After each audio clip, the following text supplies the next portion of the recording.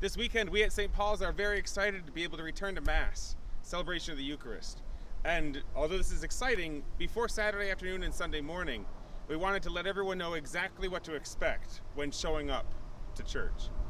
Because we're only going to be using 25% of the capacity of the church, we've had to get creative with how we can let everyone, including our visitors, attend Mass. So we're live streaming on Facebook Live, but we're live streaming also to the hall, where we can fit a number of people. And then we have a new drive-in movie theater radio transmitter, so that from the car, everyone in their cars can hear what's going on in the church, as long as you tune into AM 1630. When you arrive, you'll pull in to one of the parking lots and you'll be directed by an usher. We're only going to be able to use every other space for now, so we can only fit about 45 cars in the parking lot. So if you're able to walk or to carpool, please do. Seating in the church and in the hall will be on a first come, first served basis. So this area of the parking lot will fill up first with people who are going to be going inside. And then people who are going to stay in their cars, we're going to park you all back over there, where in the morning there's a lot of shade. And in fact, the radio transmitter works a little bit better. It's also closer to where I'll be giving out communion, which is over in the garden next to the parking lot, or next to the garage. People who are serving as ushers or as cleaners in the church after Masses are asked to park, if possible, in the lower parking lot, as you'll be here longer and your cars won't be in the way of foot traffic or car traffic. And coming to Mass, please wear a mask and bring your own hand sanitizer, if you have it. We have masks for you to borrow, but ideally everyone has their own, okay? Borrow.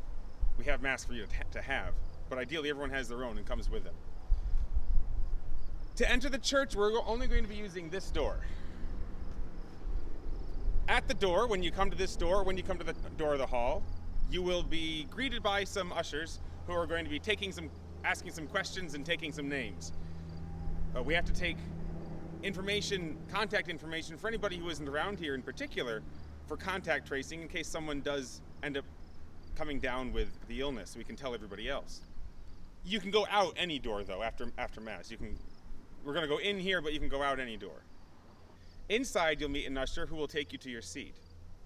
We're going to fill the church from the back to the front so that people pass each other less often. You'll notice that the pews are marked with a saint's holy card, the ones that we are using, and the unmarked pews we are not using.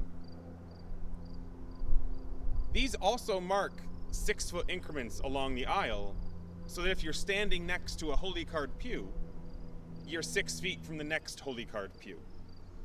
In the hall, seats are placed 6 feet apart, but can be grouped together. You'll also notice that there's no hymnals, and the hymn board is gone. There will be music and a cantor, but for now we ask that everyone refrain from communal singing. This will be particularly hard for me, as many of you know. Similarly, the sign of peace will not involve touching. No touching, okay? Also, the ushers won't be giving out bulletins, but they will be available to be taken. They just won't be handing them out. The collection baskets are near the exits in the church in the hall and outside the church parking lot door here. If you're able to sign up for online giving at stpaulshancock.org, that would be the easiest way to make donations at this time. Now at communion, you'll notice there are 3 crosses taped to the floor, Jerusalem crosses. These are at the communion distribution areas.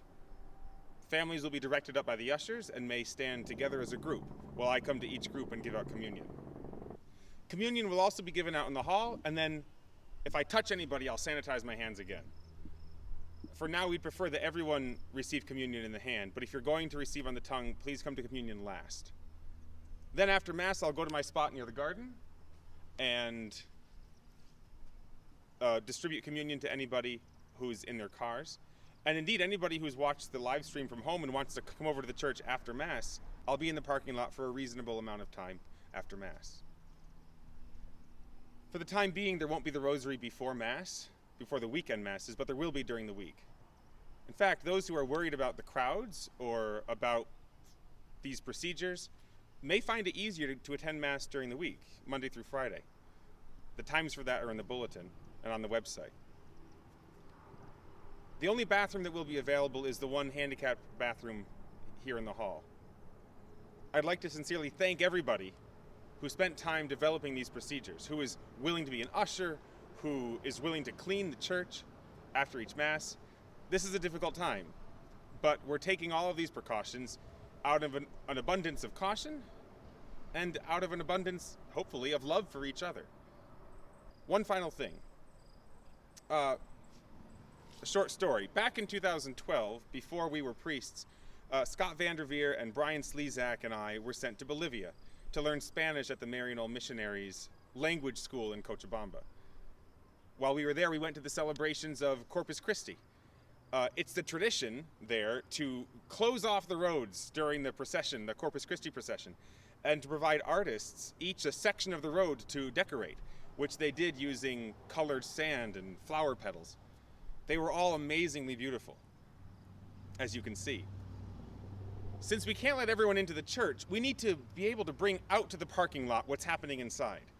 And that's easily done with the radio transmitter, because everyone can hear, but we need to bring some of the art that's inside outside also, into the parking lot. And since we can't use every parking space, we have a lot of parking lot real estate that's just begging to be decorated.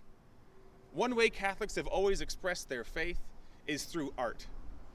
And so I invite you, indeed I challenge you, to join me this Saturday morning here in the parking lot for a sidewalk chalk religious art event and even contest. Each artist or team will be given a parking spot that's not going to be used by a car over the weekend and some sidewalk chalk. We've got a lot, but I recommend you bring your own also. Find a piece of art in the church or in a book or make one up yourself, a piece of religious art. We'll vote on the art throughout the weekend at the Masses, and the ballots will be counted Monday, and the winners will receive a gift certificate to a local dining establishment. I look forward to seeing what we might be able to create with all of this chalk and art. I look forward to seeing you all once again, and I wish you well. God bless.